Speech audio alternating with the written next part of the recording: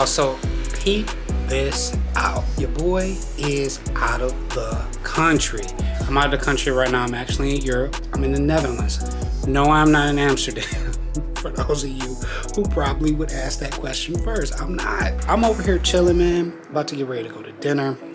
It's about 6:30, which means I'm about, I think I'm about 7 hours ahead. And praise the Lord, y'all. We are back on the air. Let's start off by looking at this large and ridiculous window in my room. Okay, but check out the room. It ain't that bad. I don't know why they got two twin beds sitting there. They were a little rough. But, nevertheless, it worked out.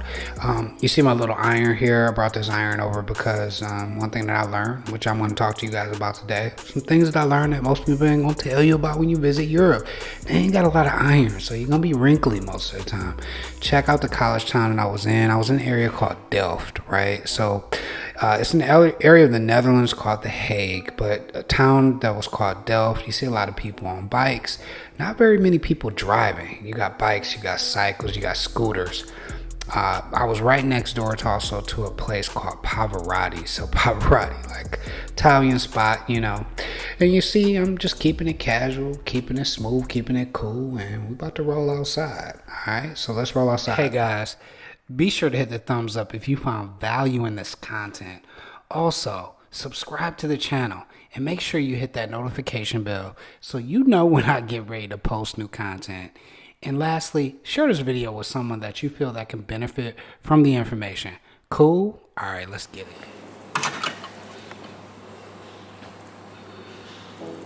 So let me begin by first letting you guys know that nothing starts in Europe before coffee. Anytime you're getting ready to do anything important, coffee typically comes first. One thing about the coffee in Europe is typically better quality, it's fresher, it's stronger. It's just really, really good. And next, another thing I learned is that everything happens around food.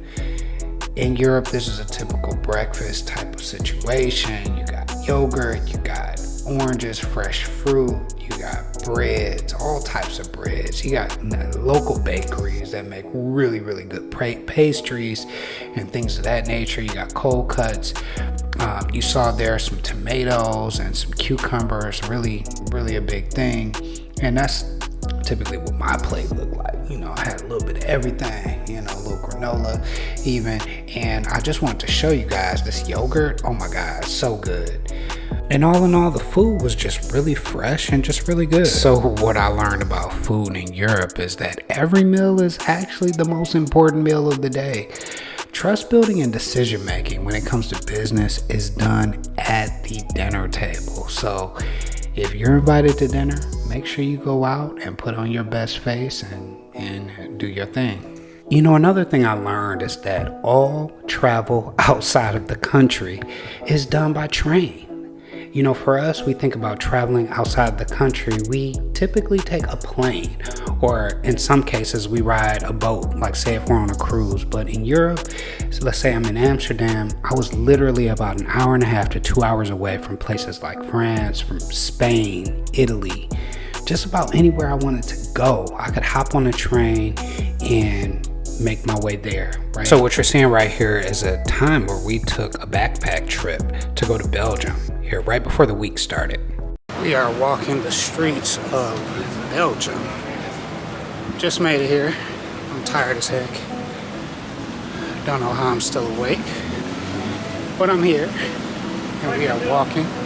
You can notice I'm walking up a hill. And that's the next lesson, y'all. Outside of being jet lagged, your boy was walking, and I'm talking about walking. There's a lot of cobblestone. So, Europe is really old. There wasn't a lot of times where the city had got burned down or got torn down, because they were normally the ones that would kind of, colonize everywhere else. So a lot of places are super archaic. So you have the cobblestone and things of that nature. What you're also taking a look at is a square that I was in. I forget the name of the square, but I believe it's a pretty famous square, and as you can see, I'm just taking a look at all the architecture. It's just beautiful. You see there's a lot of gold accents everywhere in Belgium, and so yeah, so I was just checking it out, getting a little food, having a little beer, having a good time. So before we head back to the Netherlands, check out Belgium from my lens.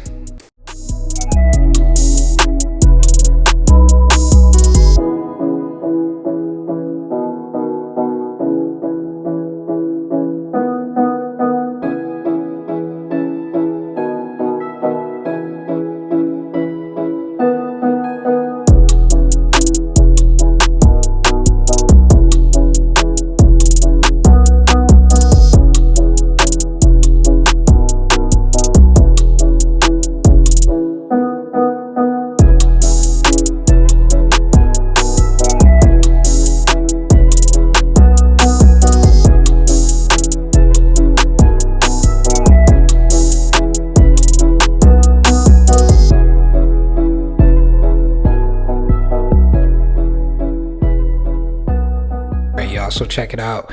We back in the Netherlands, and I wanted to show y'all my trusty little water bottle.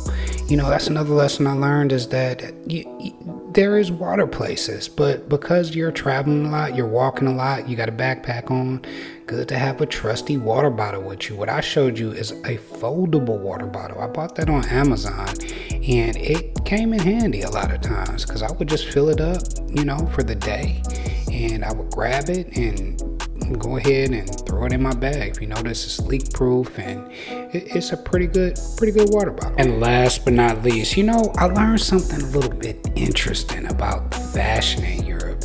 If you notice here, what I did is kept a really simple minimalist look.